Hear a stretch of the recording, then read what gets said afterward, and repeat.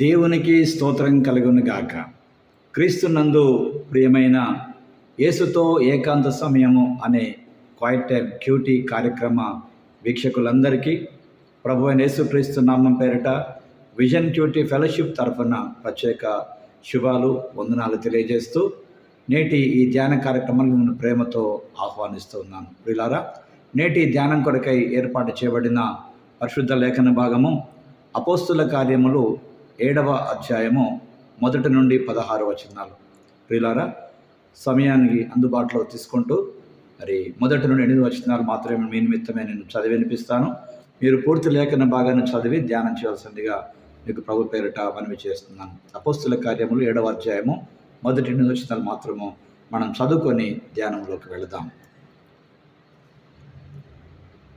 వాక్య భాగంలో నుండి 1-8 వచనాలు మనం చదువుకుందాం.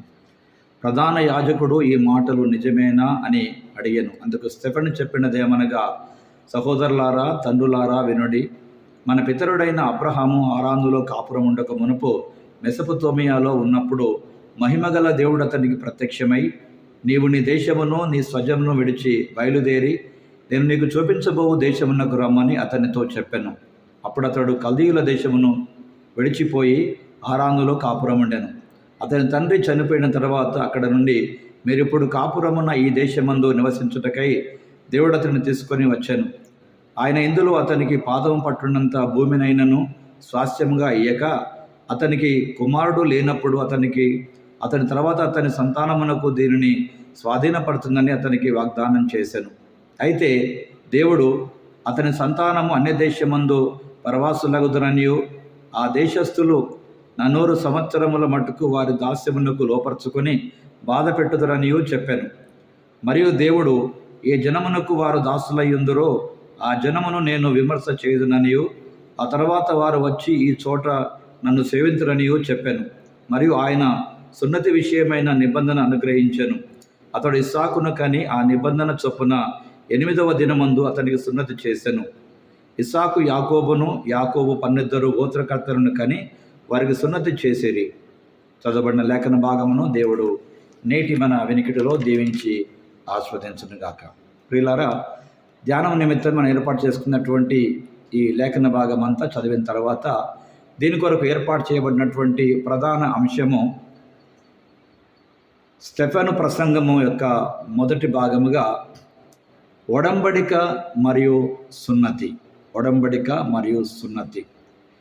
స్టెఫెన్స్ sermon part 1, covenant and circumcision అనే ఈ అంశమును ఆధారం చేసుకొని నేటి పాఠ్యవాక్య సారాంశాన్ని జాగ్రత్తగా మనం గమనించినట్లయితే, మానవాళిని రక్షించే పనిని దేవుడు ఎలా ప్రారంభించి నిర్వహించాడో స్టెఫెను ఇక్కడ సభ ముందు వివరిస్తున్నట్లుగా లేఖన భాగాలు చూస్తూ ఉన్నాం. దేవుడు అబ్రహామును పిలిచి వాగ్దాన దేశానికి వెళ్ళమని ఆజ్ఞాపించాడు. అతనికి చాలామంది సంతానాన్ని, భూమిని ఇస్తానని వాగ్దానం చేశాడు. ఆ వాగ్దానాన్ని గుర్తుగా దేవుడు అబ్రహాము మరియు అతని సంతానము సున్నతి చేయించుకోమని చెప్పాడు. యాకోబుకు 12 మంది కుమారులు ఉన్నారు. ఒక పెద్ద కుటుంబంగా ఏర్పడ్డారు. కనాను దేశంలో సోదరుల కలహాలు, కరువు వంటి కష్టాలు వారికి వచ్చాయి. కానీ దేవుడు యోసేపు ద్వారా యాకోబు కుటుంబాన్ని రక్షించాడు. అయితే వారు 75 మందితో చేరిన ఒక పెద్ద కుటుంబంగా అభివృద్ధి చెంది ఆ ప్రాంతానికి చేరుకున్నారు.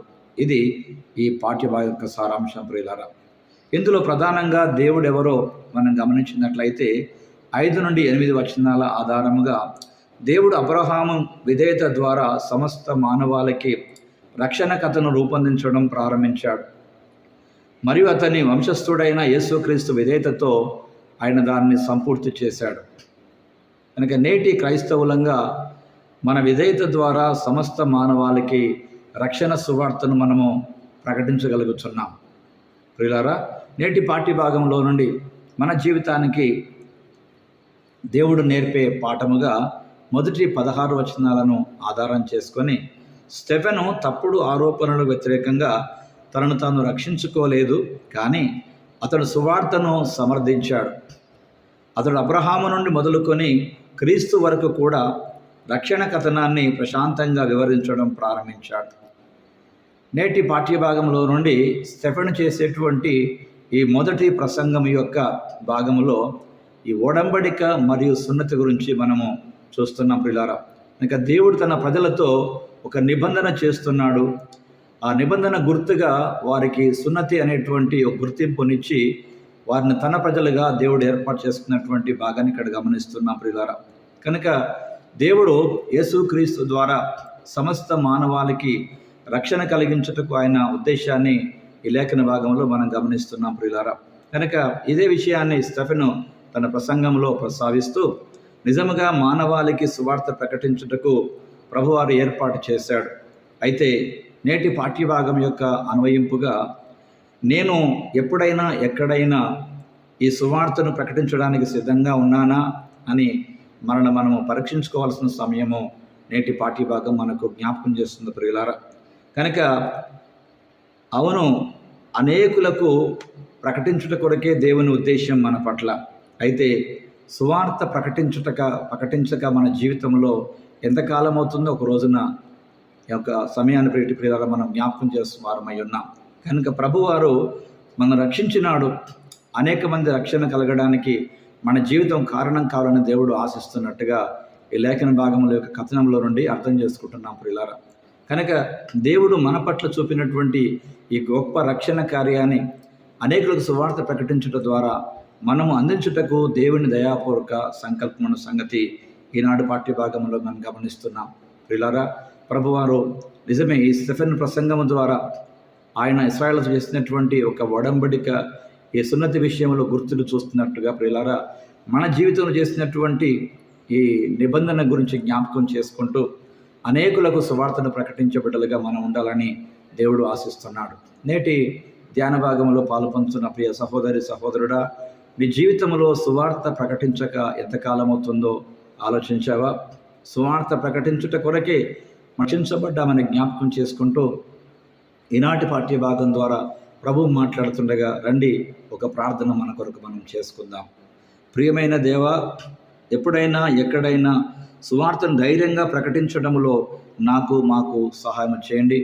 ఆనాటి ప్రజలను మీరు వాడుకున్నట ద్వారా అనేకులను సువార్త ప్రకటించి మీ రక్షణ సంకల్పాన్ని ప్రకటించిన దేవుడు మీకు వందనాలు తండ్రి. అలాగే మా జీవితం ద్వారా కూడా అనేకులకు సువార్త ప్రకటించుట్లో మేము కూడా ముందుండే కృప మాకు అనుగ్రహించమని మా ప్రియ ప్రభు అయిన క్రీస్తు యేసు పేరట ప్రార్థిస్తున్నాం పరమ తండ్రి. Amen amen. ప్రియులారా, ప్రభువారు అనునిత్యము తన వాక్యం ద్వారా మనతో మాట్లాడుతుండగా మనం పొందినటువంటి అనుభూతులు అనేకులతో పంచుకొని వారి విశ్వాసాన్ని బలపరచుటకు ప్రభు సహాయం చేయాలని ఆశిస్తాం ప్రియులారా. అలాగే మీరు పొందిన అనుభూతులు మాతో కూడా పంచుకోండి, మేము సంతోషిస్తాం, ప్రభును స్తుతిస్తాం ప్రియులారా. కనుక నీ ద్వారా నా ద్వారా ఎంతమందికి సువార్త ప్రకటించాలని దేవుని ఆశయము ఎరిగి ఆ దేవుని సువార్త ప్రకటించట్లో ప్రియులారా మనవంతు కృషి ప్రయత్నం చేయుటకు ప్రభు మహాకృప మనందరికీ తోడై ఉండాలని ఆశిస్తాం. దేవుని ఆశయం నెరవేర్చబడే విధముగా మనము కూడా దేవుని పనిలో ఓ పనిముట్లుగా వాడబడే భాగ్యం దొరుకుట మనకు ధన్యకరమైన విషయం అని ఎంచి ఆ విధంగా దేవుడు మన పట్ల తన కృప చూపించాలని ఆశిస్తూ ముందుకు వెళదాం. దైవ కృపారీతిగా మనల్ని నిలబెట్టి వాడుకొనుగాక. Thank you. God bless you all.